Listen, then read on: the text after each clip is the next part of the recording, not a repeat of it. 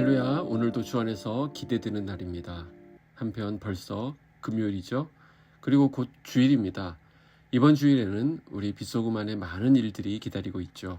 9월이 시작되는 첫 주이면서 새롭게 순편성이 발표되고요. 또한 새가족 환영회도 있을 예정입니다. 아무튼 새학기, 새 마음으로 하나님 은혜 가운데 풍성한 가을을 맞았으면 좋겠습니다. 오늘 우리가 함께 묵상할 말씀은 시편 106편 13절에서 31절까지의 말씀입니다. 그러나 그들은 그가 행하신 일을 곧 잊어버리며 그의 가르침을 기다리지 아니하고 광야에서 욕심을 크게 내며 사막에서 하나님을 시험하였도다. 그러므로 여호와께서는 그들이 요구한 것을 그들에게 주셨을지라도 그들의 영혼은 쇠약하게 하셨도다. 그들이 진영에서 모세와 여호와의 거룩한 자 아론을 질투하며 땅이 갈라져 다단을 삼키며 아비람의 당을 덮었고 불이 그들의 당에 붙으며 화염이 악인들을 살랐도다. 그들이 호렙에서 송아지를 만들고 부어 만든 우상을 경배하여 자기 영광을 풀먹는 소의 형상으로 바꾸었도다. 애굽에서 큰 일을 행하신 그의 구원자 하나님을 그들이 잊었나니 그는 함의 땅에서 기사와 홍해에서 놀랄 만한 일을 행하신 이시로다. 그러므로 여호와께서 그들을 멸하리라 하셨으나 그가 택하신 모세가 그 어려움 가운데에서 그의 앞에 서서 그의 노를 돌이켜 멸하시지 아니하게 하였도다. 그들이 그 기쁨의 땅을 멸시하며 그 말씀을 믿지 아니하고 그들의 장막에서 원망하며 여호와의 음성을 듣지 아니하였도다. 이러므로 그가 그의 손을 들어 그들에게 맹세하기를 그들이 광야에 엎드려지게 하고 또 그들의 후손을 뭇 백성 중에 엎드려뜨리며 여러 나라로 흩어지게 하리라 하셨도다. 그들이 또 부올의 바알과 연합하여 죽은 자에게 제사한 음식을 먹어서 그 행위로 주를 경노하게 함으로써 재앙이 그들 중에 크게 유행하였도다. 그때 비느하스가 일어나서 중재하니 이에 재앙이 그쳤도다. 이 일이 그의 의로 인정되었으니 대대로 영원까지로다. 아멘. 자, 시편 106편은 이스라엘 백성의 실패의 역사를 다루고 있습니다. 이 시는 특히 할렐루야로 시작해서 할렐루야로 끝난다고 했죠. 이러한 시편을 할렐루야 시편이라고 부릅니다. 자, 시편에서 이러한 것이 모두 8편이 있는데 특히 146편부터 마지막 150편까지가 대표적입니다. 여기 할렐루야의 의미는 여호와를 찬양하라인데요. 이 시편이 할렐루야로 시작해서 할렐루야로 끝난다는 것은 그 안에 있는 모든 내용의 목표점이 하나님을 찬양하는 데 있다라는 의미입니다. 자, 그러면 여기에 어떤 내용이 하나님을 찬양하게 되느냐?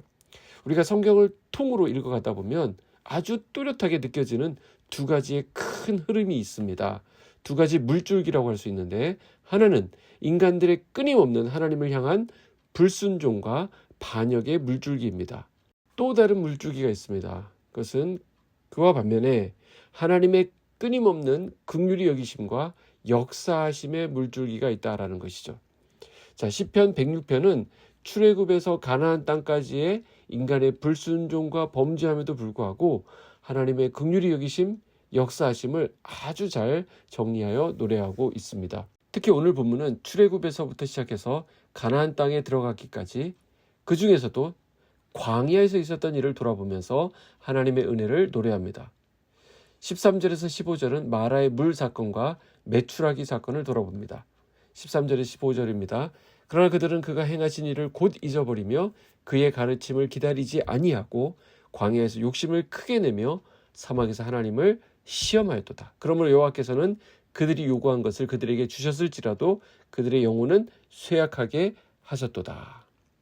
자, 이스라엘 자손들이 하나님께서 행하신 일을 잊었다라고 말합니다. 그런데 잊어도 곧 잊었다라고 말합니다. 이스라엘 자손들이 하나님께서 행하시는 일을 민첩하게 아주 빠르게 잊어버렸는데 아주 금방 잊어버렸다라는 것입니다. 우리는 이 말씀에서 충격을 받게 됩니다. 이스라엘 자손들에게 있어서 홍해를 건넌 사건은 정말 어마어마한 사건 아니겠습니까?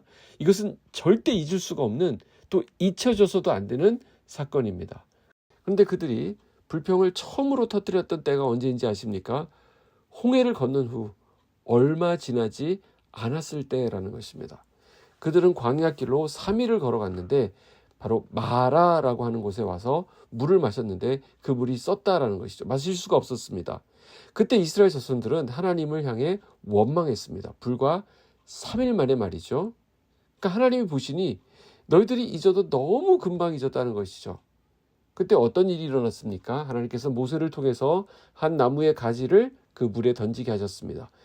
그랬더니 쓴물이 단물이 되었습니다. 이렇게 불평했던 일로 인해서 혼났던 이스라엘 자손들이 마라 다음 장소로 도착한 곳이 바로 엘림이었습니다. 거기에는 물이 솟아오르는 샘이 12개나 있었고 종려나무가 79그루가 있었습니다. 많은 그리스도인들은 기적 같은 일을 경험하기를 간절히 원합니다. 그러나 기적의 효과는 오래가지 못합니다. 홍해 건넌 사건이 3일 간다고 한다면 다른 체험들은 대체 몇 시간이나 가겠습니까? 결국 우리를 끝까지 붙들어 주는 것은 하나님의 말씀입니다. 하나님께서는 마라에서 조금만 더 가면 엘림이 나오도록 인도하고 계시는데 이스라엘 자손들은 그것을 기다리지 못했다라는 것입니다. 자, 이어서 하나님을 기다리지 못하고 하나님을 향해 반역했던 이 백성들의 역사가 계속 소개됩니다. 16절에서 18절은 모세와 아론에 대한 고라 일당의 반역 사건을 돌아보게 합니다. 또 19절에서 23절은 송아지로 우상을 만들고 반역했던 일을 돌아보게 합니다. 또 24절에서 27절은 가나안 땅을 정탐할 때 있었던 불신앙의 모습을 돌아보게 합니다. 그리고 28절에서 31절은 바알부올 사건을 고발하고 있습니다. 이 바알부올 사건은 유명한 것이죠. 이스라엘 자손들이 시딤에 머물 때에 거기서 모압 여인들과 음행을 저지른 일이 있었습니다. 근데 그걸로 끝난 것이 아니라 모압 신의 신전에까지 가서 거기서 먹고 그 신에게 머리를 조아리기도 했다라는 것입니다. 이때 아론의 손자였던 비느하스라는 사람이 족장 신분으로 음행에 앞장섰던 사람이 있습니다. 시므리라고 하는 사람의 장막에 들어가서 그 음행하는 남녀를 하나님의 이름으로 응징했던 일이 있습니다. 이 일로 인해서 이스라엘에 나타났던 그 재앙이 사라지게 되는 것을 보게 됩니다.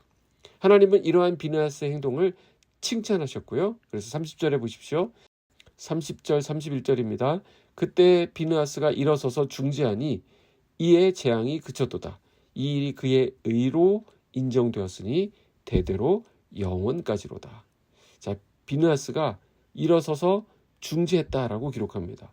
하나님은 그런 비느하스를 칭찬하면서 그와 그의 후손에게 영원한 제사장의 직분을 언약으로 주셨습니다. 오늘 시편 기자는 이것이 비느하스가 죄를 지은 백성과 하나님의 진노 사이에서 중재한 것으로 표현하고 있다라는 것입니다. 이스라엘 백성이 아무리 범죄했다 할지라도 하나님은 모세의 기도를 들으시고 또 이 비느하스의 의로운 행동을 귀하게 보셨다라는 것이죠. 하나님과 백성 사이에서. 오늘 우리에게 이 비느하스의 사명이 있다는 사실을 기억해야 됩니다. 하나님과 세상 사이에서 우리가 그들을 위해서 기도할 때 하나님은 그 기도를 들으시고 구원을 베풀어 주십니다. 오늘 저와 여러분이 비느하스와 같이 중재자의 사명을 감당하는 결단이 있기를 소원합니다.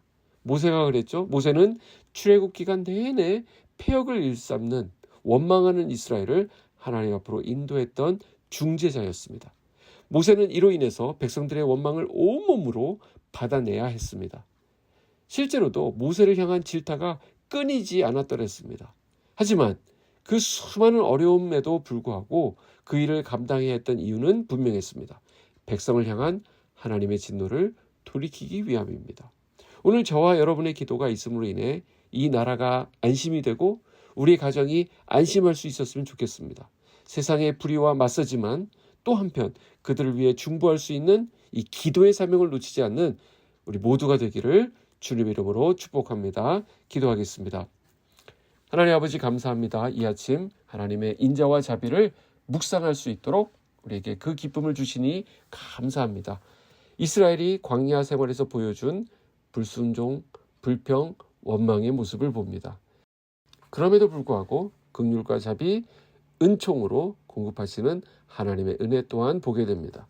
인간의 약함에도 불구하고 하나님의 강함으로 붙드시는 그 은혜를 이 시간 붙잡습니다. 하나님을 신뢰하며 우리의 모든 염려와 근심을 주께 맡기게 하시고 오늘 우리 각자에게 맡기신 중재자의 사명을 각자 있는 곳에서 넉넉히 감당하게 하여 주시옵소서. 성도들의 건강을 지켜주시고 앞날을 인도하여 주시고 막혔던 길이 열리게 하여 주시옵소서. 오늘도 믿음, 소망, 사랑의 은혜가 풍성히 나타나게 하여 주시옵소서. 예수님의 이름으로 기도하옵나이다. 아멘.